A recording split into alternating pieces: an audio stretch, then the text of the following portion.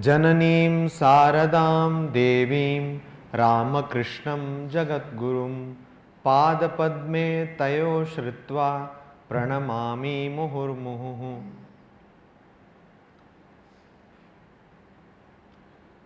So today, okay, we will now meditate, try to meditate.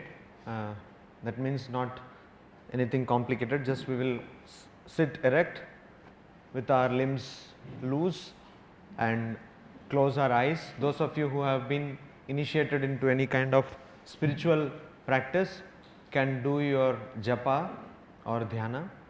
Others, visualize a luminous space in your heart and your pure being there, and try to withdraw all your senses from all external disturbances. When I say Om, you can start, and when I will repeat Om once again, you can slowly open your eyes.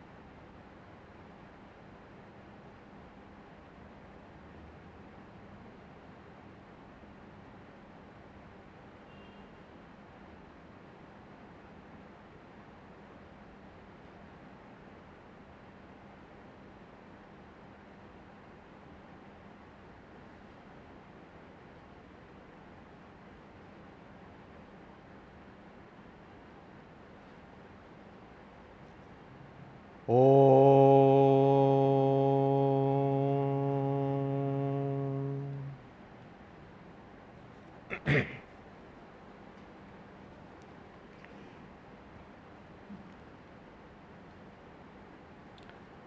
were studying the Katha Upanishad, which is in the form of a dialogue between Nachiketa and the Lord of Death, Yama.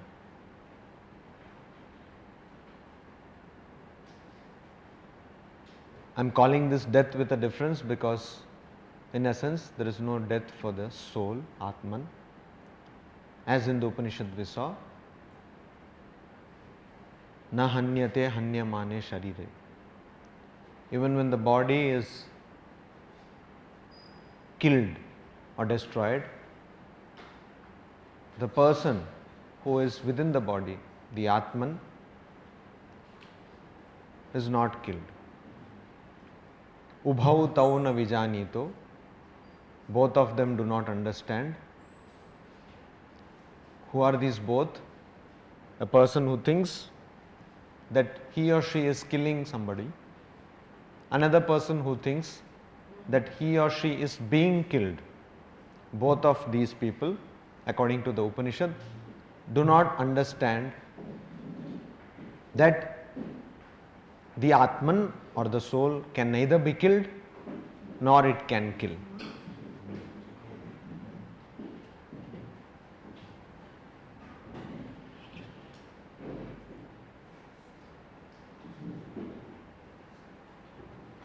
In the last class, we were seeing how there are two options before everybody, which we had already seen in an earlier mantra of the same Upanishad, where there is an imagery of two preyah, shreyah, the preferable and the pleasurable. This is what we saw in the last class, ritam pibantau. Then afterwards we went to the mantra that people who want to attain material prosperity can do that by performing sacrifices like the Nachiketa sacrifice. People who want to attain to the ultimate knowledge can do that by getting knowledge of Brahman or the Atman. Then we saw the imagery of a chariot, how the soul is compared to a chariot, the whole being is, human being is compared to the chariot. And who is the charioteer?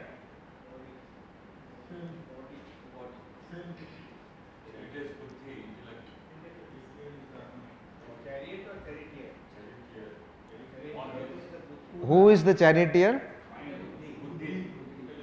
First we should come to a general unanimous consent about this. Intellect, buddhi. Buddhi is the, what is the mantra? Please read it.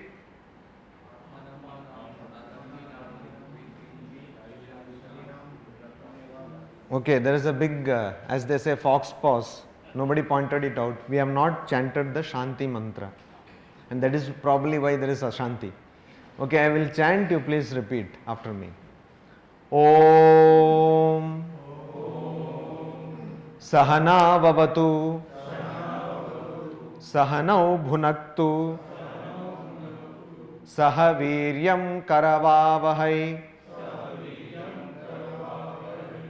Tejasvinavadhitamastu Ma Vidvishavahai Om Shanti Shanti Shanti.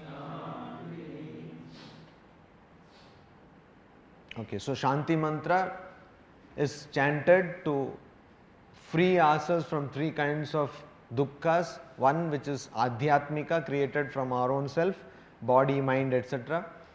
Adi bhautika, which is created by the other beings. Adi daivika, which is created by gods or divine elements. Now please read this mantra.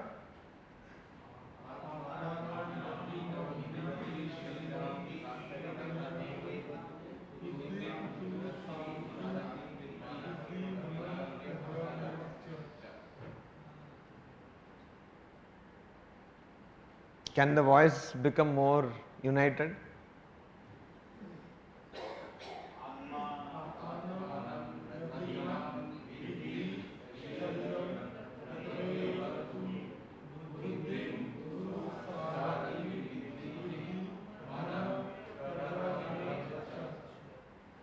So now in this imagery, what is what? Chariot is body. Okay. Charioteer is intellect. Okay. Battery is the mind. Horses are indriyas, Okay. and the Atman is the owner. Atman is the owner of the chariot. So Arjuna is Atman, no? Like if we compare. And then what are the sense organs? Huh? And what is the road? Huh? Sense objects. Sense objects are the road. So When I was concentrating the 5 minutes, the man, it is constantly attaching itself with some memory. we will come to that. Today we will discuss about that. So now here the thing is, now please think about this imagery. We have read it in the Katha Upanishad, we have understood it, or we think we have understood it, but please think about this imagery. Why this imagery? Why this imagery? Why this thing? And also, have you wondered that these senses, horses are senses, right? They are going on which road? Road is sense objects. So all the while spiritual discourses or spiritual scriptures, everybody is telling that abstain from sense objects. And in the Upanishad we have an imagery which says that you are owner of a chariot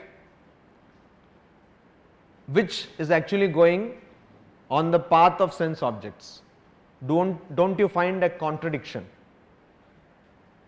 And if you find the contradiction, then why at all this should come here?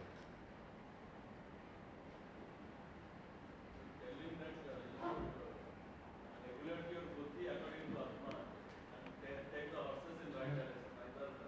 No, but you are riding on a road which is actually sense objects. Yes. Can anyone give me a reason why? Now our destination is fixed, is God. We have to reach God. Yes. But we should not be deviated so that we have to control our senses. Yes. We have got to face those sense organs, but still we have to lie properly. Yes. First thing, we can change the path also if you want. And second thing, we can, if we are not attached to the sense objects, they will not be as harmful for us. Even if we go to them. Second thing I understand. How can you change the path? We can lead the path of devotion, not the going behind the sense objects. Okay. You see, there is a. We are constantly facing sense objects. Please, yes, yes. Sense objects become sense objects when we enjoy them. Achha. If we don't enjoy them and use them in the service of the Lord, then it will be auspicious. Wonderful. Very profound answer. Very good. Wonderful. Yeah, that is one way of looking at it. But there is a small hint here. In fact, not very small, very big hint which the Upanishad is giving. What? In spite of sense organs, we need to orient ourselves towards the Paramatma. No, but the road is the sense objects. Yeah, that's what. In spite of having the sense organs, Hmm. going along the same road in a controlled manner, Hmm. we need to attain the Paramatma. You see, always as a rule in spiritual life, we tend to make what? We tend to make distinctions. If you take religious practice, what is religious practice? A common man's religious practice. Let us not complicate things, let us not think of very big things. Common man's religious practice is morning, take bath, At least in India this is very important because of humidity and all that. You take bath and you either in your own house you have a shrine, you show some agarbatti, you show some lamp, some camphor, put some flowers, tell some stotra, sit some time if you can. Or some people go to the temples. In the morning they will go to temple, attend some arati. So this is the time when I have some time for God. Afterwards, it's all time for the world. Similarly, in the evening also you may have some time for the God. So you see, what happens is you are compartmentalizing religion. We are generally having a watertight compartment from morning 6 to 7, or for some people early morning 10 to 11 for God. Evening 7 to 8 for God. The other time for everything but God. We have compartmentalized this. I have told you earlier also, Sister Nivedita in her very insightful introduction to the complete works of Swami Vivekananda says that from now on, I am paraphrasing her saying, to labor is to pray. No difference between the sacred and the secular. What does that mean? What does that mean? In Gita we say, Ihaiva tairjita sargo. Here itself, again you see, in religion, in mythology, in almost all religions, what is that? You strive, you pray, you meditate, or you do japa to attain to a world which is there somewhere else. Not here, somewhere else. You call it Swarga, you call it something else. So in some religions it is the land of milk and honey, because they live in deserts, so they don't have, at least that time it was not there. So milk and honey is a big paradise, full of water is there, milk and honey is there, that is their idea of. For us, it is some Swarga where everybody has got everything, and if you are living in a very hot city, maybe AC is there. Continuously centralized AC. This is the idea of some comfort, but that again is dualistic. Now the point is, we are again making a compartment. We are saying that what I have to achieve is somewhere outside of my life, not in this planet Earth, somewhere other than this. So this hint in this Upanishad is, you are in the body, you have a mind, you have an intellect. Using this body and mind and intellect, interacting with the sense objects, using the sense organs, you have to attain your own reality. It is not by quitting your sense organs, not by giving up, it is not possible. See, it will be illogical. If you give up, you will die, you will not be able to think, you will not be able to speak, you will not be able to do anything. So the Upanishad says that the sense objects are your road. Probably human being is the only species in the world or in this creation which can use its own body-mind complex to go beyond body-mind complex. We use our mind to go beyond this mind.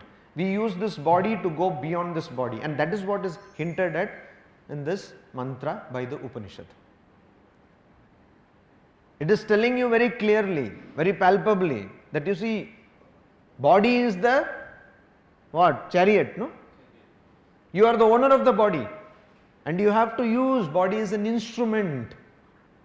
What do we do when we get into a car? Car is an instrument. You use the car to get to some place, to Kolkata. You get into a car, you tell the driver, I want to go to Kolkata. You go to Kolkata from Kharagpur. Or you go to Delhi, or you go to Bombay, some other place. So this car is an instrument. Similarly here, chariot, this body is an instrument. And it has got many other auxiliary things attached to it, like the mind, the sense organs. And the sense objects is what you have to. You have to eat, you have to read this book. However good it may be, Katha Upanishad is also a sense object. You are listening to the lecture, you are using your sense organs, maybe for a better purpose, but still you are using a sense organ and you are interacting with sense objects. That is what the Upanishad is telling.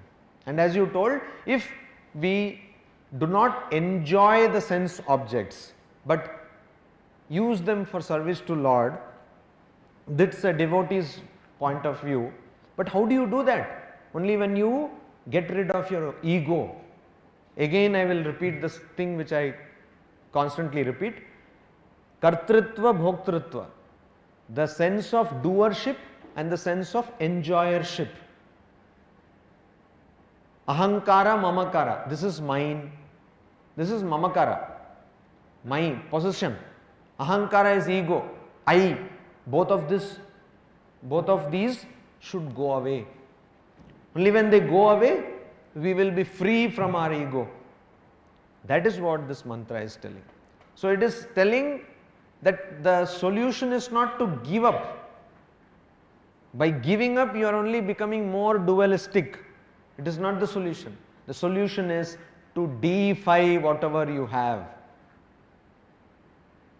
Swamiji in Practical Vedanta, he says, what does Vedanta do? It makes a teacher a better teacher, a farmer a better farmer. So you are an engineer, you will become a better engineer.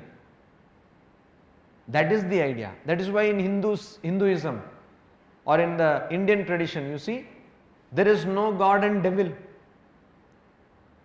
You don't have devil in Sanatana Dharma. What you have is everything is God. Kali is there. She is also a goddess. Shiva is there. Goddess. All things have a God. Why? What is the logic behind it? The logic is everything is leading you to the final goal, that is Tad Vishno Paramam Padam. We will see it. The ultimate goal of attaining your true reality, Brahman, and you have to use all these to attain to that reality. How? The more you interact with sense organs, you will understand that that is not your nature.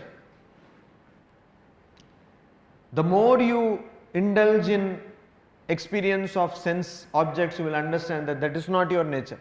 But does that mean that you have to go on enjoying? No. Yayati gives us the answer. That just like a fire cannot be put off by pouring more ghee, it will only increase the fire. Similarly,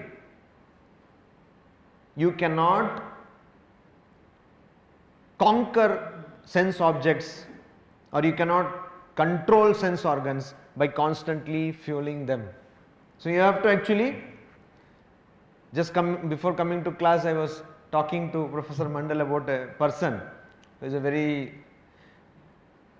So the idea was this, that I am trying to practice religion or spiritual life by what? By exhausting my sense desires, which will never happen. You cannot exhaust your sense desires.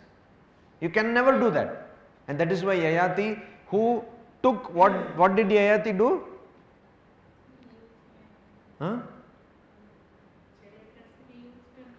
See, this is a gentleman. Usually fathers or parents will want to give life to the children. He took 1,000 years from his son and said that I want to enjoy. And he enjoyed for thousands of years. And then finally he understood that no, enjoyment is not coming to an end. The craving is not coming to an end. So people who say that I will smoke one cigarette and then, so Mark Twain, you see this very humorous, I stopped smoking 100 times in my life. So you never stop. That is what the Upanishad is telling us here. That you have to use these sense organs to slowly go away from this. How do you do that? You be very cautious. Viveka, discernment. You be very cautious. And that is what is being told in the next mantra, that what will happen if you are not cautious. This mantra, earlier mantra also tells you how this body, mind and things like process. Like body controls the mind controls the sense organ. That's why that